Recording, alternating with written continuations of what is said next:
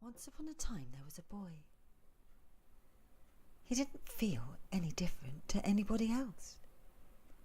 His blood was red like theirs, his skin was soft like theirs, and his heart pumped night and day, just like theirs. And yet they would not believe that he was the same. Night after night, the boy cried, longing to be like them. He wore the clothes that they wore, pretended to like the things that they like, but it was of no use. He was so sad that even his shadow wept tears.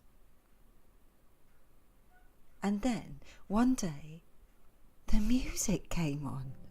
It was as if the hands of an angel had waited until the boy was strong enough to listen. Every note filled his being.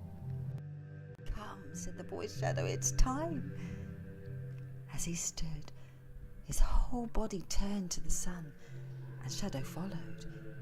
What a fine pair they made, dancing across the sunlit grass. Ah, it was so beautiful to watch. So beautiful that it stirred the heart of an old woman, a woman who told stories in her bones in her sleep.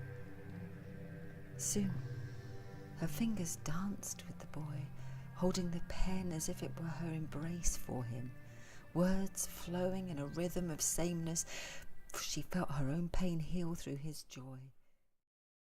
She penned for him a story of fine magnificence, of lights and makeup and red velvet seats stacked to the ceiling, filled with the faces of those lost in the melody of his body. And in the front row, the boy reserved seats for all those that had ever overlooked him or left him for broken. When the performance was over and the auditorium had become one being of awe, a small child handed the boy a bunch of white roses. He pricked his finger against the thorns and let his blood drip, colouring the petals. Climbing down from the stage, he handed each bloom from the bunch to the front row, curtsied, and smiled. When he returned to the dressing room, his shadow said, "Boy, how could you show them such love? When they were so cruel to you, how could you forgive them?" "Because," said the boy, "I am different to them."